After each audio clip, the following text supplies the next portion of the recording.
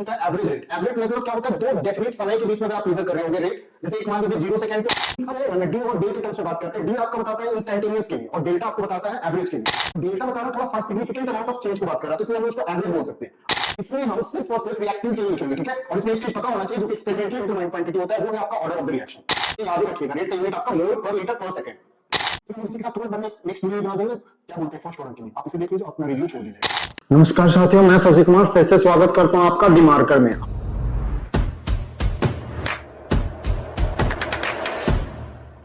Chemical kinetics के बारे में बात करेंगे, ठीक है। इससे डेरिवेशन वाला पॉइंट है, तो डेरिवेशन में थोड़ा प्रॉब्लम आ रहा था बच्चे को जो कोचिंग में पढ़ रहे हैं, तो उन लोगों के लिए मैं बना दे रहा हूं कि कैसे डेराइव करते हैं। और इसी के साथ साथ हम लोग रेट के बारे में भी बात कर लेंगे और इसका यूनिट्स के बारे में भी बात कर लेंगे, ठीक है। बहुत आराम से बात कर सकते हैं। देखिए पहली बात हम बात करने वाले हैं वो है रेट। तो रेट क्या होता है, रेट जब भी बात करेगा तो समय के साथ बात करेगा। तो रेट का मतलब है चेंज इन कंसंट्रेशन। यहां पे जो बात कर रहे हैं वो केमिकल काइनेटिक्स में वो बात करेंगे change in concentration of reactant. Reactant का कंसंट्रेशन और प्रोडक्ट का भी आप ले सकते हैं, ठीक है। रिएक्टेंट और product per unit time taken. Shop change कर लेते हैं, पर यूनिट टाइम टेकन, ठीक है। तो देखिए हम लोग बात करते हैं यहाँ पे रेट को दो पार्ट में बांटा गया। अगर आप पढ़ेंगे तो उसमें एक बार रिकॉल कर दे रहा हूं। एक होता है एवरेज रेट। एवरेज मतलब क्या होता है, दो डेफिनेट समय के बीच में अगर आप मेजर कर रहे होगे रेट, जैसे एक मान लीजिए 0 सेकंड पे और एक मेजर कर रहे होगे 5 सेकंड में, तो उस समय का जो रेट आता है उसको हम लोग क्या देते हैं, एवरेज रेट। क्लियर है। और एक होता है इंस्टेंटेनियस। इंस्टेंटेनियस बोलने का मतलब है कि सिर्फ एक पर्टिकुलर इंस्टेंट पे, ठीक है। तो उसको क्या कहेंगे, एक पर्टिकुलर इंस्टेंट, मतलब अभी का बात करें तो अभी का जो रेट हो रहा होगा उसको कहते हैं इंस्टेंटेनियस रेट, ठीक है। तो अभी हम उस पर चर्चा नहीं करते। एक एग्जांपल लेते हैं रिएक्शन। देखिए अगर मान लेते हैं कोई हमारे पास ए बी गेट्स कन्वर्टेड, ठीक है। इक्विलिब्रियम नहीं भी लगाएंगे अभी हमारा चलेगा, क्योंकि हम तो यहाँ पे केमिकल काइनेटिक्स बात कर रहे हैं, तो इक्विलिब्रियम तो नहीं भी रखेंगे तो भी चलेगा। Concentration CCDD। तो रेट कैसे लिखते हैं वो समझिएगा। रेट को हम लोग ऐसे लिखते हैं, अगर डी लिखा रहेगा ना, डी और डेल के टर्म्स में बात करते हैं। डी आपका बताता है इंस्टेंटेनियस के लिए और डेल्टा आपको बताता है एवरेज के लिए। जब भी रिएक्टेंट के लिए लिखेंगे तो देखिए इसका स्टोइचियोमेट्रिक कोएफिशिएंट जो भी है उसको डिवाइड कर दीजिएगा, ठीक है। और रिएक्टेंट के साइड जो आएगा, रिएक्टेंट हमेशा कम होते जाता है, तो रिएक्टेंट कम होते जा रहा है तो उसको आप ऐसे लिखोगे माइनस, क्योंकि रिएक्टेंट के साइड है, जो भी स्टोइचियोमेट्रिक कोएफिशिएंट होता है वो डिवाइड कर दीजिए बाय चेंज इन कंसंट्रेशन। तो चेंज को आप डेल्टा से ही बात कर सकते हो, delta concentration A by delta T। Clear है। दूसरा अगर दूसरे के लिए भी लिख सकते हो तो इसके लिए लिखेंगे -1/V। माइनस क्यों लगा रहे हैं, बिकॉज ये रिएक्टेंट में, और जो भी स्टोइचियोमेट्रिक कोएफिशिएंट होता है उसे आप डिवाइड कर दिया करो। Delta concentration B by del T। समय बात कर रहे हैं, नीचे समय टेकन का, बस लिखना एक बार सिखा दे रहा हूं। उसके बाद फर्दर चलिए तो देखिए प्रोडक्ट की साइड है, तो प्रोडक्ट की साइड माइनस नहीं आता, प्रोडक्ट धीरे धीरे बढ़ते जाता है, तो प्रोडक्ट को हम बड़ा करते हुए लिखते चलते हैं।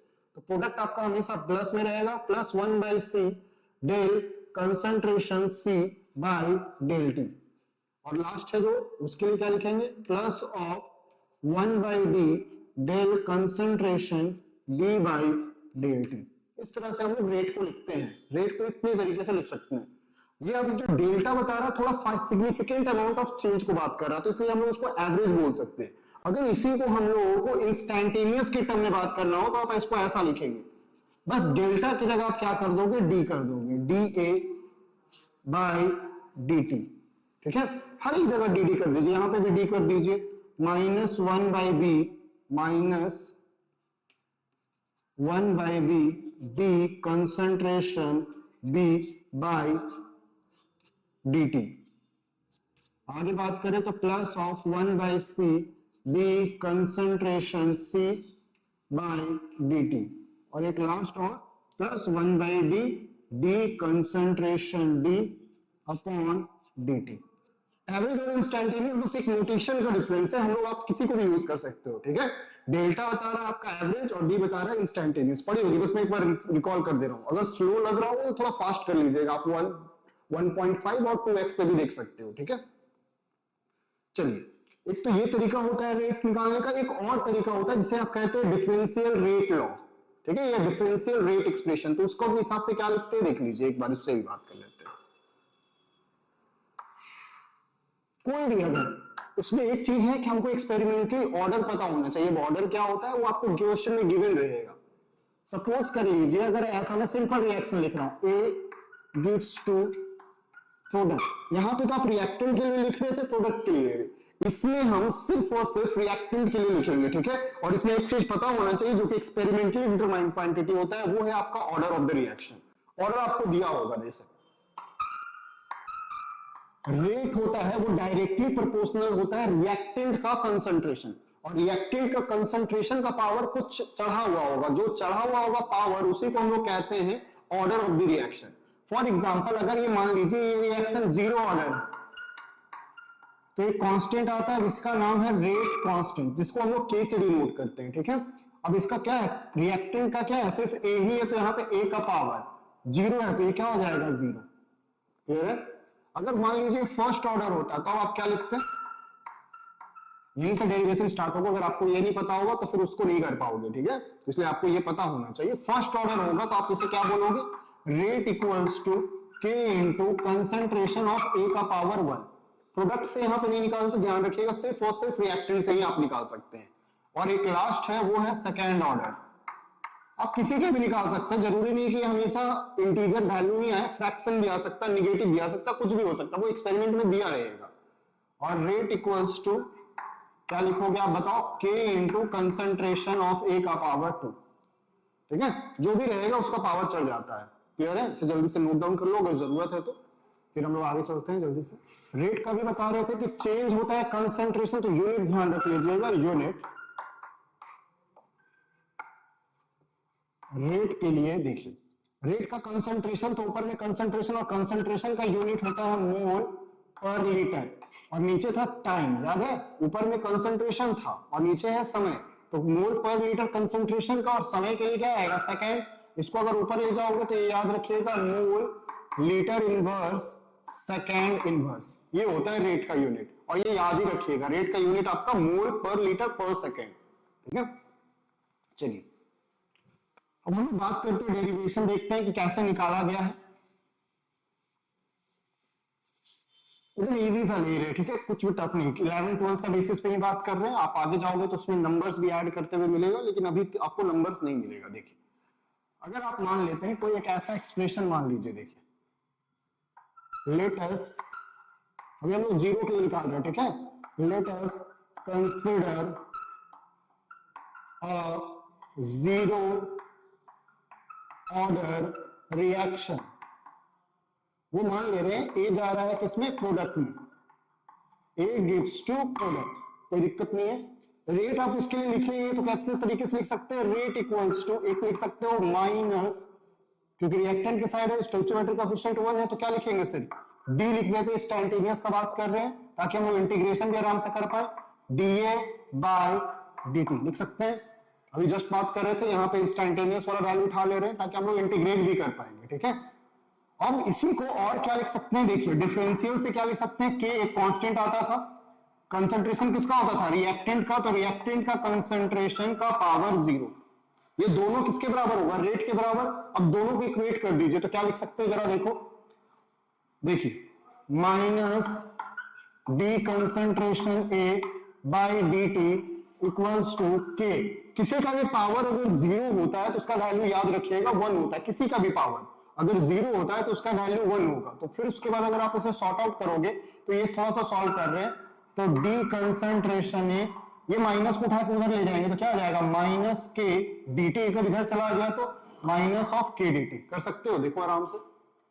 देखिए ये बहुत छोटा, डी का मतलब है कोई बहुत छोटा सा पार्ट है, अगर उसे आप बड़ा करना चाह रहे हो या सिग्निफिकेंट के लिए निकालना चाह रहे हो तो क्या करते हैं हम लोग, इंटीग्रेट करते हैं। तो अब इसके बाद हम लोग यहाँ पे इंटीग्रेशन करेंगे, बच्चा लोग जैसा नहीं कर रहे, बस यहाँ पे इंटीग्रेट करने वाले और सुइटेबल लिमिट्स के साथ करेंगे। फॉर एग्जांपल देखिए, जैसे अगर यहाँ पे बात किया जाए, अच्छे देखिए हम लोग यहाँ पे इंटीग्रेशन करने वाले हैं और सुइटेबल लिमिट्स भी लेने वाले हैं, तो थोड़ा सा यहाँ पे अगर स्पेस रहता तो बढ़िया है, कोई बात नहीं, हम यहीं पे लिख देते हैं। देखिए इंटीग्रेट तो करेंगे लेकिन कहां से कहां लिमिट डालेंगे, यहाँ पे on integrating and taking suitable limits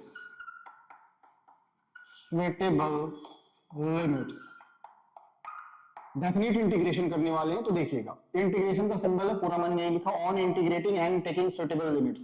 ध्यान दीजिए, ए है प्रोडक्ट में जा रहा है, प्रोडक्ट से भी हमको मतलब नहीं है सर, क्योंकि हमको क्या है, देखिए सब स्टोइचोमेट्रिक, यहाँ पे ए फंसा है, तो अगर समय अगर आपका जीरो है, मतलब स्टार्टिंग कर रहे हैं, तो जो कंसंट्रेशन हम लोग कंसिडर करके चलेंगे या बुक में आपको मैक्सिमम दिखेगा वो ए नॉट कंसिडर कर रहा है। एक कंसंट्रेशन ऑफ ए बता रहा है, जीरो मतलब जीरो समय के लिए बात कर रहा है। अगर टी समय के लिए बात किया जाए, टी इक्वल टू टी, मतलब कोई भी समय पे 10 सेकेंड 5 सेकेंड, अगर 10 हुआ तो यहाँ पे 10 डाल देंगे, 5 हुआ तो 5 डाल देंगे, तो उस समय का कंसंट्रेशन हम लोग क्या मान ले रहे हैं, 80। कोई दिक्कत है? इसी दो लिमिट्स के बीच में हम लोग इंटीग्रेट करते हैं। क्लियर है? तो देखिए डेरिवेशन के लिए, तो देखिए यहाँ पे जो इंटीग्रेशन था, यहां से एक्सप्रेशन को उठा रहे हैं, देखिए तो डी कंसंट्रेशन ऑफ ए बराबर माइनस के डी टी, इसको इंटीग्रेट कर दीजिए। इंटीग्रेशन का सिंबल यह होता है, यहाँ पे वेरिएबल कौन है, देखिए dt है, तो यहाँ पे समय वेरिएबल है, तो समय अगर जीरो था तो कंसंट्रेशन क्या था आपका ए नॉट, अगर समय का वैल्यू अगर आपका t हो गया तो इसका कंसंट्रेशन क्या आ जाएगा 80। देखिए जब t इक्वल टू जीरो था तो ए नॉट और t इक्वल टू t है तो 80। इसी तरीके से हर एक एक्सप्रेशन आप डिराइव कर सकते हैं किसी भी ऑर्डर के लिए। उसको सॉल्व करिए, अगर आपको पता हो इंटीग्रेशन तो बढ़िया बात है, नहीं पता तो देखिए इंटीग्रेशन थोड़ा सा पता होना चाहिए। अगर इंटीग्रेशन का बात किया जाए, इंटीग्रेशन dx का इंटीग्रेशन होता है x प्लस सी, कांस्टेंट आता है, बट अभी हम लोग यहाँ पे जरूरत नहीं क्योंकि हम लोग डेफिनेट बात कर रहे हैं। ये indefinite integration, integration of dx क्या होता है x, तो उसी तरह dA का इंटीग्रेशन क्या हो जाएगा a। क्लियर है? dx का इंटीग्रेशन x तो dA का इंटीग्रेशन a। यहाँ पे लिमिट्स डाला हुआ, तो लिमिट्स में क्या करते हैं, एक बार अपर लिमिट और एक बार लोअर लिमिट, तो लोअर लिमिट और अपर लिमिट ये हमने सब्स्टिट्यूट कर दिया। ठीक है? k कांस्टेंट है तो k को भी कांस्टेंट है तो बाहर निकाल दीजिए। dt का इंटीग्रेशन जिस तरह से dx का इंटीग्रेशन x होता है उसी तरह से dt का इंटीग्रेशन t होगा, तो इसके लिए क्या लिखेंगे t, यहाँ पे वैल्यू क्या है 0 से लेके t, कर सकते हैं, देख लो आराम से। इसको सॉल्व कर दीजिए, तो ये क्या आ जाएगा, ऊपर वाला डाल दीजिए, तो at ऊपर से डालेंगे तो a की जगह क्या डालते हैं, एक बार upper limit minus lower limit equals to minus of k t minus 0 क्या आ जाएगा kt। तो ये एक्सप्रेशन हो गया, इसी को थोड़ा सा और सजा के लिख देता हूं, तो इसको लिख सकते हैं हम लोग at बराबर, ये माइनस ऑफ ए नॉट है उधर चला गया तो प्लस, और ये तो माइनस kt ही रहेगा ना, तो माइनस kt लिख दीजिए, माइनस, यही आ गया आपका एक्सप्रेशन किसके लिए, जीरो ऑर्डर के लिए, जीरो ऑर्डर रिएक्शन। क्लियर है? देख लो आराम से लिख लो, ये जीरो ऑर्डर रिएक्शन के लिए आपका एक्सप्रेशन आ चुका है, बहुत बढ़िया से। अब यहीं से आप हाफ लाइफ भी निकाल सकते हो और किसी के कंप्लीशन टाइम भी निकाल सकते हो। कैसे निकालते हो वो देख लीजिए, यहीं पे एक ही बार में सब खत्म हो जाएगा। देखिए जब ये जीरो और टी का बात कर रहे थे, जब T equal to T half होगा ना, टी का कोई भी वैल्यू होगा, तो अगर मान लीजिए टी का वैल्यू टी हाफ हुआ, टी हाफ वो समय होता है ना जब कोई मान लीजिए 100 पे था, किसी न किसी समय के बाद वो रिएक्टेंट है तो घटता घटता घटता घटता 100 में था, अगर 50 में आ गया तो कुछ समय लिया होगा, उसी समय को हम लोग कह दे रहे हाफ लाइफ, मतलब आधा जिंदगी उसने इतना जी लिया। देखिए स्टार्टिंग में जब भी अगर टी के जगह अगर टी हाफ आएगा तो स्टार्टिंग का क्या था ए नॉट, तो ए नॉट का वैल्यू अब क्या हो जाएगा बताइए, आधा हो गया है, आधा हो गया, मतलब स्टार्टिंग में 100 था, अब इसको आधा करना है, मतलब क्या कर देंगे 2 से डिवाइड कर देंगे। तो जब भी t equals to T half होगा तो वो क्या रहेगा, at का वैल्यू क्या डाल दीजिएगा a नॉट बाई टी। ठीक है? देखिए हम लोग यहाँ पे इसका इंटीग्रेशन तो आप कर सकते हो, तो इसको बस मैं मिटा दे रहा हूँ और हाफ लाइफ को यहीं पे दिखा दे रहा हूँ, ताकि एक ही बार में आप बोर्ड के स्क्रीनशॉट में ले लोगे, काम हो जाएगा। देखिए for half life, half life, half life, देखिए और हाफ लाइफ। ठीक है? तो देखिए हाफ लाइफ के लिए क्या बात करने वाले हैं, तो दो चीज ध्यान रखिएगा, टी का वैल्यू किसमें चेंज हो जाएगा सर, तो टी का वैल्यू चेंज हो जाएगा टी हाफ में, और क्या एक और क्या वैल्यू चेंज होगा, एटी का जो वैल्यू है वो कन्वर्ट हो जाएगा किसमें, ए नॉट बाय 2, यही था। वो समय होगा जहां पे इनिशियल कंसंट्रेशन क्या हो जाएगा, हाफ हो जाएगा, बस वो ध्यान रख लीजिए। अब इसमें सब्स्टिट्यूट कर दीजिए, एटी की जगह A0/2 और टी की जगह टी हाफ, तो सब्स्टिट्यूट करेंगे तो देख लीजिए, एटी की जगह अगर सब्स्टिट्यूट करिएगा तो देख लेंगे, तो यहाँ पे लिखेंगे A0/2 equals to A0 minus K, T की जगह क्या फिर से सब्स्टिट्यूट कर दीजिए, टी हाफ। कर सकते हैं, देख लो आराम से। अब इसको बस अरेंज कर दीजिए, ये माइनस के टी हाफ को इधर उठा के ले आइए, ये वाला को उठा के इधर ले आ रहे हैं, तो ये प्लस के टी हाफ हो जाएगा, और ये क्या आ जाएगा A0, और ये माइनस उधर चला जाएगा तो माइनस ऑफ A0/2 आ जाएगा, देख लो। बस मैं डेरिवेशन करना चाह रहा था तो डेरिवेशन कर दे रहा हूं, इसके बाद सब लोग सब क्वेश्चन जो डिस्कशन कर देंगे PYQ। तो देखिए टी हाफ इक्वल्स टू, इसको सॉल्व करोगे तो क्या आ जाएगा A0/2, एक में से आधा गया तो एक आधा बचेगा, और ये जो k है इधर आ जाएगा तो डिवाइड, तो ये आ जाएगा हाफ लाइफ। हाफ लाइफ कैसे निकालना, जस्ट एक याद रख लीजिएगा, डेरिवेशन उतना भी आपका इंपॉर्टेंट नहीं है, इसको याद रखिएगा, ये आराम से जिसको भी मैं ब्रैकेट में डाल रहा हूं उसको याद रख लीजिएगा। और एक कंप्लीशन टाइम देखिए, for completion time, completion time के लिए क्या होता है देखिए, इसको डिनोट करेंगे हम लोग टीसी से, टीसी टाइम ऑफ कंप्लीशन, मतलब पूरा खत्म हो गया। कंप्लीशन टाइम में देखिए यहीं पे लिख दे रहा हूं, आई होप कि दिख जाए, टी इक्वल टू अगर टीसी हो जाए मतलब पूरा जिंदगी जी लिया, तो स्टार्टिंग में 100 था, ये खत्म हो गया मतलब 0 बचेगा। तो इसमें क्या रखना होगा टीसी में, जब टी का वैल्यू टीसी जाएगा तो एटी का वैल्यू आपका क्या हो जाएगा 0, बस इतना सब आप ध्यान रखिएगा। अब इसको सब्स्टिट्यूट कर दीजिए, आपका आंसर आ जाएगा यहाँ पे 0, A0 के बदला A0, के की जगह के, और टी की जगह क्या डाल देंगे टीसी, आराम से डिराइव कर सकते हो। फिर उसका सॉल्व करोगे तो टीसी का वैल्यू आ गया आपका A0/k, ये हो गया कंप्लीशन। तो इस तरह से हम लोग जीरो ऑर्डर का टोटली देख चुके हैं, देख लीजिए, आप भी नोट डाउन कर लो, ठीक है। जीरो ऑर्डर का हम लोग पूरा तरीके से देख लिए हैं। फिर हम लोग इसी के साथ तुरंत बनने नेक्स्ट वीडियो बना देंगे, क्या बोलते हैं फर्स्ट ऑर्डर के लिए, आप इसे देख लीजिए और अपना रिव्यू छोड़ दीजिएगा, ठीक है। धन्यवाद।